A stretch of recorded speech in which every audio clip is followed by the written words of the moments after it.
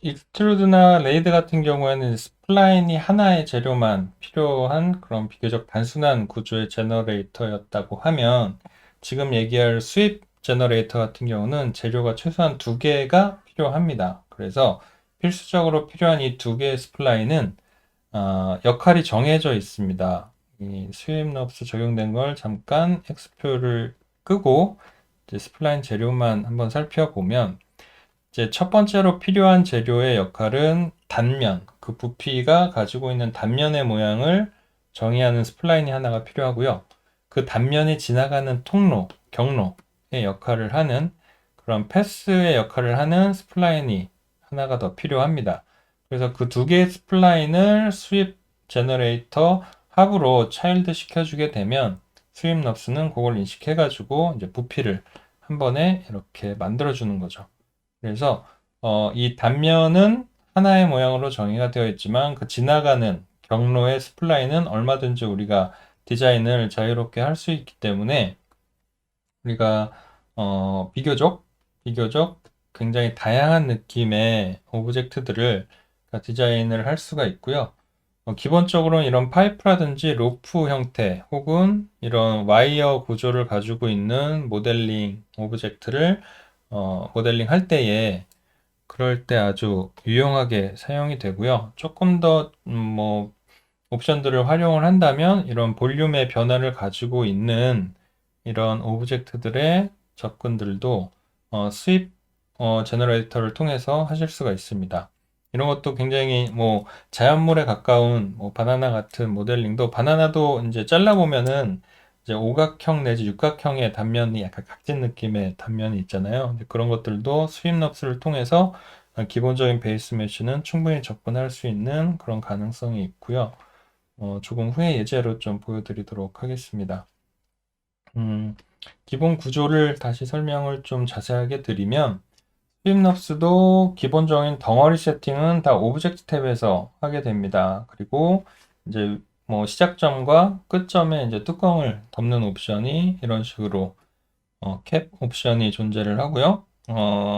그런데 이것도 이전 버전에서 만들어놨던 예제 같은 경우는 이제 마이그레이트라고 버튼이 있어서 이제 최신 버전으로 작업하겠냐라고 물어보고 있죠. 그래서 마이그레이트를 누르게 되면 그때부터는 이제 23 버전에서 업데이트된 그런 옵션으로 바뀌고, 이제 셀렉션 부분도 히든 셀렉션도 이렇게 탭으로 우리가 노출해서 확인을 할 수가 있습니다. 하지만 지금은 이제 수입 넙스 덩어리 만드는데 조금 더 설명을 집중을 해서 오브젝트 탭의 기능에 대해서 주로 설명을 드릴 텐데, 일단은 아이소팜 서브 디비전은 무시하셔도 좋을 것 같아요. 얘는 덩어리 자체에 어떤 영향을 미치는 요소라기보다는 미리 보기에 어떤 스타일로 미리 보기 할 거냐 그런 컨셉의 옵션이기 때문에, 나중에 이제 여러분들이 미리 보기를 이제 실제 면 구조 와이어프레임이 아니라 이런 아이소팜 가이드를 이런 스타일로 보고 싶다라고 세팅을 한다면, 그럴 때 이제 아이소팜 라인의 그런 밀도를 조절하는 그런 옵션이고요. 지금은 굳이 신경을 쓰지 않으셔도 좋겠습니다. 그리고 엔드 스케일 같은 경우는 기본적으로 이 경로 역할을 하는 스플라인의 길이를 100%로 보고, 이 덩어리 자체를 growth라는 옵션 값으로 여러분들이 이렇게 조절을 해 주실 수가 있어요. 퍼센트로요. 그래서 시작점에서부터도 이렇게 갈 수 있고 끝점에서부터도 이렇게 변화를 줄 수가 있는데, 그런 시작점과 끝점의 기준으로 봤을 때 끝점에서의 스케일 값을 이렇게 일괄적으로 크게 해주거나 작게 해주거나 이런 변화를 또 줄 수가 있습니다. 그러면은 크리처에서 이런 뿔 역할을 하는 그런 모델링을 할 때에도 뿔이 이렇게 자라나는 동선을 패스 스플라인을 하나 그려놓고 이런 식으로 뿔의 단면 역할을 하는 스플라인을 수입 넙스를 표현한다면, 이런 두께들이 서서히 좁아지는 표현도 아주 간단하게 접근할 수가 있겠죠. 이렇게 두꺼워진다든지.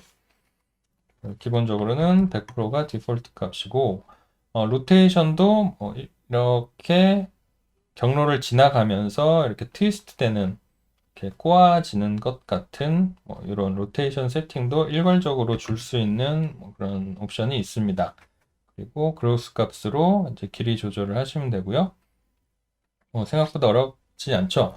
그리고 패러럴 무브먼트 옵션은 가급적이면 체크를 풀고 쓰는 걸 추천을 합니다. 얘를 체크를 하게 되면 이 프로파일, 단면 역할을 하는 아이가 이제 만들어진 그 방향성을 쭉 유지해 주면서 지나가기 때문에 면이 그렇게 이렇게 지금 보시는 것처럼 이렇게 접히는 경우들이 발생을 합니다. 그래서 패러럴 무브먼트는 가급적이면 풀고 쓰시는 게 좋겠고, 컨스턴트 크로스 섹션 같은 경우는 이 지나가는 경로가 이렇게 각진 모양으로 이렇게 팍팍팍팍 꺾일 때 그런 꼭지점 부분에 덩어리를 조금 다듬어 주는 옵션이라서 기본적으로 체크를 해 두시는 게 좋고, 뱅킹도 이렇게 기울기가 변화하는 동세의 경우에는 좀 더 자연스럽게 그 면의 방향성을 잡아주는 그런 옵션이라서 뱅킹도 가급적이면은 체크를 하고 쓰는 거를 추천을 합니다.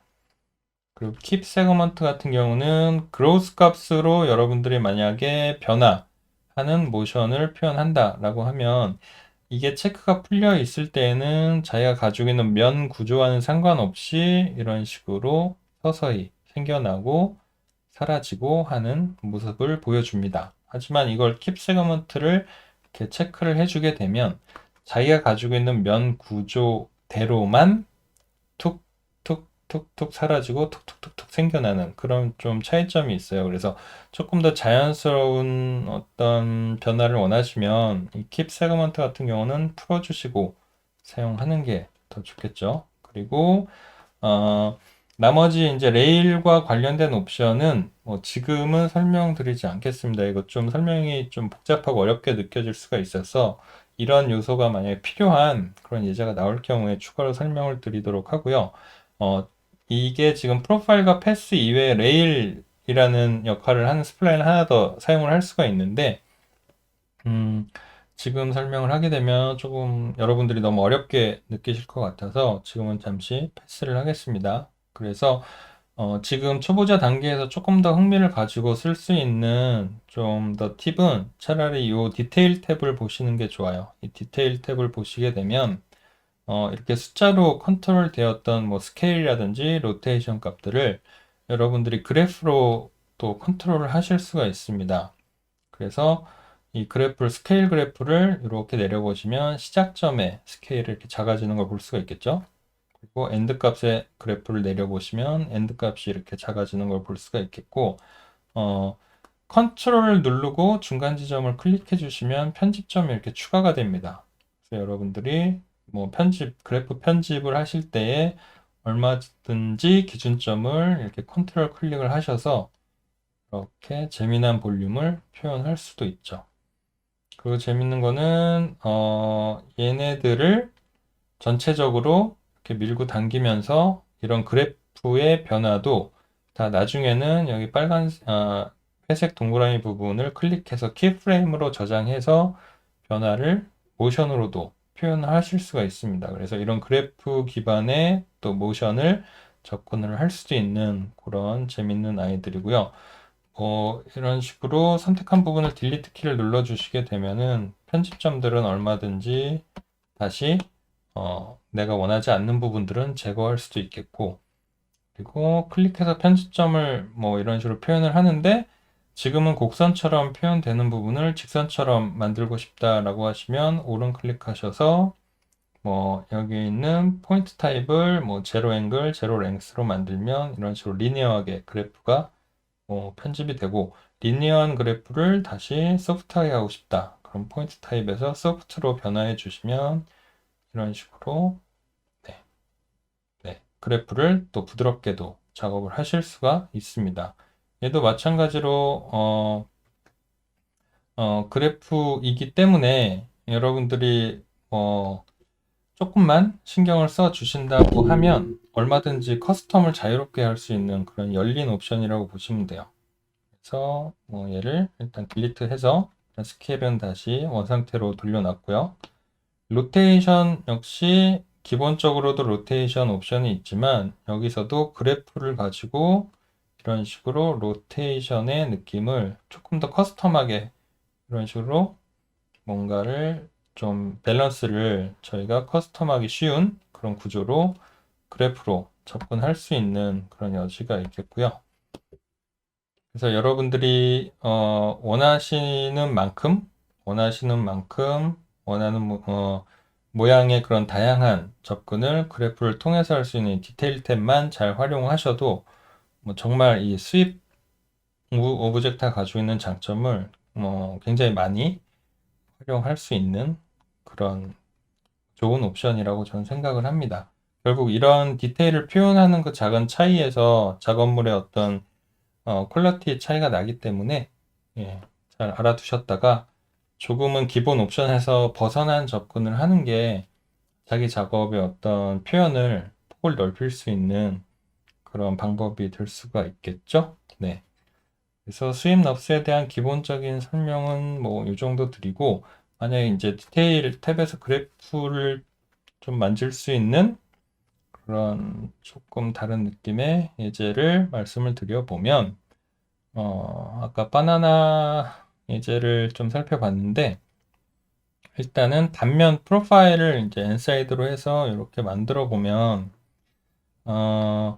기본적으로, 퍼스펙티브 뷰에서 만드시거나, 프로파일을 만약에 프리미티브로 접근을 하신다라고 하면, 프론트 탭에서 이렇게 만들어 주시는 거를 추천을 합니다. 왜냐하면, 이 프로파일의 방향성이 이제 수입 오브젝트를 만들 때의 그 덩어리 방향성에 영향을 주기 때문에 얘가 가지고 있는 방향성에 의해서 덩어리 만들어지는 게 결과가 좀 달라지게 돼요. 그래서 이렇게 사이드 쪽으로 가서 플라인 펜으로 하나, 둘, 세 개를 찍고 가운데 점 선택해서 소프트 인터폴레이션에서 좀 부드러운 곡선으로 이렇게 만들어 봤습니다. 그래서 두 가지 스플라인을 가지고 스윕 넙스를 적용을 해 볼 텐데요. 스윕 제너레이터에 차일드 시켜주게 되면 뭐 이런 덩어리가 만들어지게 되겠죠. 네. 그래서 두께가 조금 작아 보이기 때문에 두께를 조금 이렇게 기본적인 두께를 조절을 해보고요. 만약에 이 엔사이드의 방향성이 이렇게 바뀌게 되면 이런 식으로 납작한 덩어리가 된다는 얘기죠. 그래서 탑뷰에서 여러분들이 엔사이드를 만들게 되면 기본적으로 만들어지는 방향성이 탑뷰를 바라보는 방향으로 이렇게 만들어집니다. 그래서 아까 말씀드린 건 가급적이면 프론트 뷰에서 이 엔사이드 프로파일을 생성하거나 퍼스펙티브에서 이제 앞을 보고 있는 방향성에서 만들어 주거나 그러면 이제 방향을 수정하는 단계를 이제 건너뛸 수 있으니까 그래서 말씀을 드린 거였고, 자, 이런 상태에서 아까 얘기했었던 스윕 오브젝트의 디테일 탭을 보시면 우리가 스케일 가지고 그래프를 좀 만져볼 수가 있겠죠. 컨트롤 키를 눌러주고 필요한 어떤 편집점의 개수만큼 이런 식으로 좀 변화를 줄 수가 있겠죠. 그래서 저희가 바나나가 가지고 있는 어떤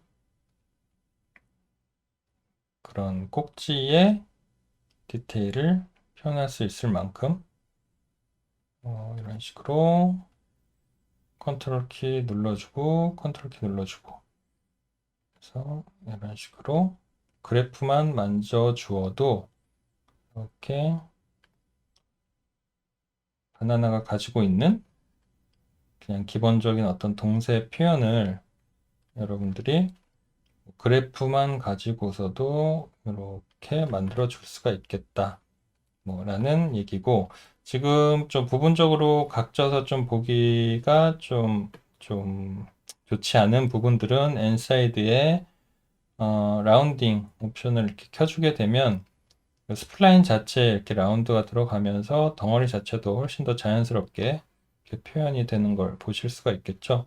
그래서 뭐 이런 식의 응용을 한다든지 로프 구조 같은 거를 또 한번 만들어 볼까요? 로프 같은 경우는 스플라인 하나하나 일일이 만들어도 되겠지만 일단은 프론트에서 서클을 하나 정도 만들어 보고요.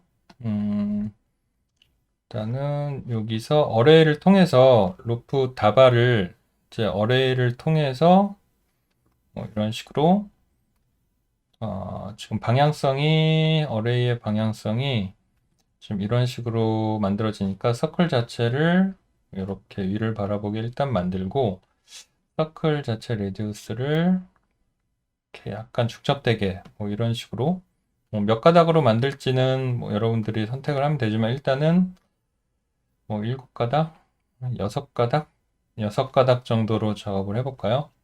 그러면 이 정도의 단면을 가지고 있고 이 단면이 간단하게 헬릭스 구조를 지나가는 루프다발을 한번 만들어 보겠습니다. 뭐 이거를 1500 정도의 길이를 가지고 여기가 이렇게 지나가는 그런 뭐 어레이의 스케일을 조금 더 줄여보고요.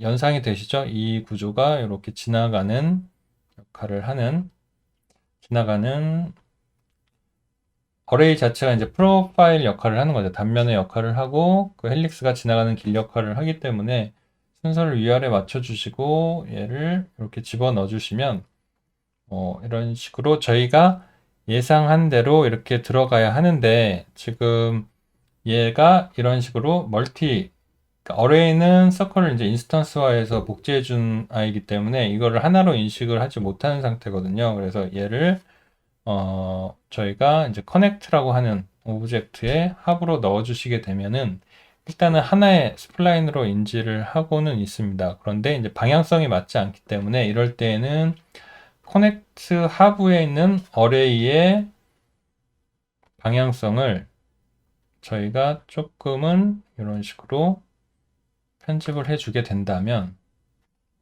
이렇게 덩어리의 방향성이 바로 잡히게 되는 뭐 그런 효과를 보실 수가 있죠.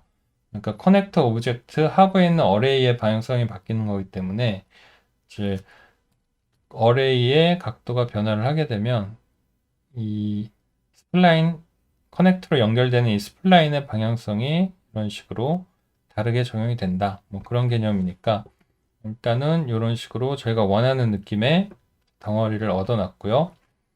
이런 스윕 넙스의 기본적인 옵션에서 로테이션 옵션을 가지고 뭐 이런 식으로 로테이션을 꼬아서 뭐 충분히 꼬임의 표현이 된다면 뭐 이런 식으로 간단하게 꼬여 있는 구조의 와이어도 저희가 이제 스윕 넙스를 통해서 디자인을 할 수가 있겠죠. 그래서 나중에는 이제 이거 지금은 저희가 이제 헬릭스로 표현을 했지만 뭐 이런 것들을 뭐 약간의 스플라인 자유로운 느낌의 스플라인으로 디자인을 하면 뭐 저희가 원하는 경로를 통과하는 로프 디자인을 할 수도 있고 나중에는 그런 데다가 뭐 다이나믹 시뮬레이션을 걸어서 조금 더 이렇게 뭐 물리적인 시뮬레이션 표현을 할 수도 있는 뭐 그런 확장성도 있을 수가 있고 뭐 그런 표현들은 나중에 모션 쪽 파트에 가서 또 다른 예제를 통해서 살펴보도록 하겠습니다. 그래서 기본적으로 수입 제너레이터에 대한 기본 개념과 우리가 접근할 수 있는 간단한 활용 방법들에 대해서 좀 알아봤고요. 또 남은 제너레이터들 조금 더 보시면 아마 이제 모델링을 접근하는 그런 요령, 또 본인이 알고 있는 이런 기능들을 어떻게 응용해야 하는지에 대한 접근 방식, 뭐 그런 감각들을 뭐 이해하면서 좀 붙여 나가시는 거죠. 본인들의 어떤 내공들이나 경험치가 이렇게 좀 많은 예제들을 통해서 여러분들이 시간을 들인 만큼 조금 더 확장되는 개념이니까 네. 이론 자체는 별거 없어요. 이론 자체는 별거가 없고 기능 자체는 정말 단순하지만 그거를 어떤 방식으로 활용할 수 있느냐 그건 또 다른 문제이기 때문에 좀 시간을 두고 천천히 공부를 해보시기 바랍니다. 네. 설명은 뭐 이 정도로 마치도록 하겠습니다.